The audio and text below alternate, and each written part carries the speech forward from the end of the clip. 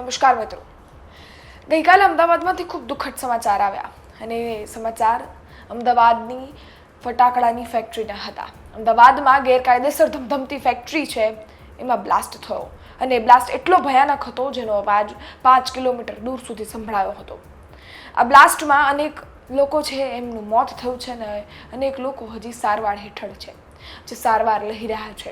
આંકડાની વાત કરવામાં આવે તો 10 લોકો છે એમના મોત થયા છે અને સાથે જ 15 લોકો હજી પણ સારવાર લઈ રહ્યા છે. ગઈકાલે તાત્કાલિક જ તેમને ક્યાંક સારાસવર અને બીજી સિવિલ છે, ગવર્મેન્ટ સિવિલ, ત્યાં ખસેડવામાં આવ્યા છે અને જ્યાં તેમની સારવાર થઈ રહી છે, સારવાર હેઠળ છે, ચાલુ છે સારવાર.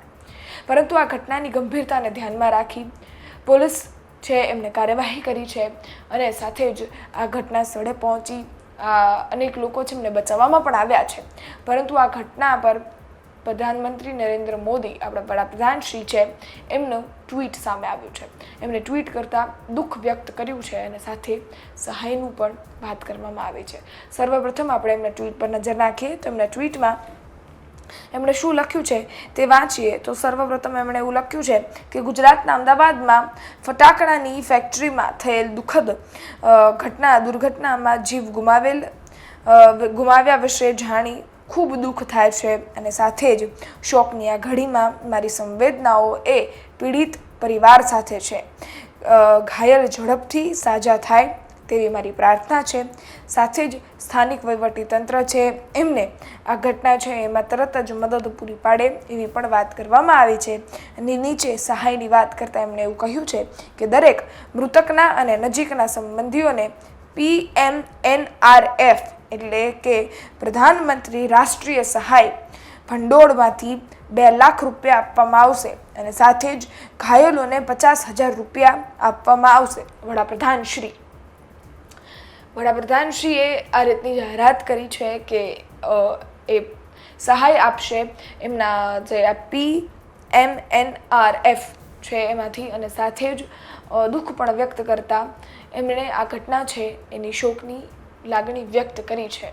હવે આ ઘટના છે એની જાણ હર્ષ સંઘવી સાથે પણ થઈ અને એમને પણ ખબર પડતા એમનું પણ નિવેદન સામે આવ્યું છે. આ ઘટના અંગે એમને અનેક એવી વાતો કરી છે જેની હજી પણ આગળ આવનારા સમયમાં કાર્યવાહી થઈ શકે છે. સર્વપ્રથમ શું કહી રહ્યા છે આપણા ડેપ્યુટી CM હર્ષ સંઘવી, તેમને સાંભળીએ. એની સંપૂર્ણ તપાસ હમણાં ચાલી રહી છે. JCP ઝોન 2 અમદાવાદ, હું આવતા પહેલાં જ એમની જોડે ચર્ચા બી થઈ છે અને જે આ ફેક્ટરી ઇલીગલ ચલાવતા હતા એના પરિવારજનોને બી, જે લોકો ત્યાં હતા હાજર, એ લોકોને બી પકડવામાં આવ્યા છે અને એની સંપૂર્ણ માહિતી આના પછી મારી રિવ્યૂ બેઠક છે એમાં લઈને તમને ઓફિશિયલ માહિતી આપવામાં આવશે. હવે સાંભળીએ હર્ષ સંઘવીને, જેમણે આ સમગ્ર જે ઘટના છે એ અંગે નિવેદન આપ્યું છે. આ ઘટનાની ગંભીરતાને ધ્યાનમાં રાખી એ ઘટના સ્થળ પર કેટલા લોકો તૈનાત હતા અને આ ઘટનાની હજી ઊંડાણપૂર્વક માહિતી આપશે એવી વાત કરવામાં આવી છે. આ ઘટના અંગે તમારા અભિપ્રાય, તમારી લાગણી કમેન્ટ જરૂરથી કરજો. આપણે આમાં વાત કરી રહ્યા છીએ, શોક વ્યક્ત કરી રહ્યા છે અને આપણે એ લોકોને શ્રદ્ધાંજલિ આપીએ કે આવા કોઈ જ પણ ગેરકાયદેસર કામ આવનારા સમયમાં ન થાય અને આવી દુર્ઘટનાઓ ન થાય અને જે લોકો છે એમનો જીવ બચી જાય એ જ સૌથી સારી શ્રદ્ધાંજલિ એ મૃતકો માટે હશે. તમારું શું માનવું છે કમેન્ટ કરજો. ફરી મળીશું, ત્યાં સુધી ગુજરાત તક જોતા રહો.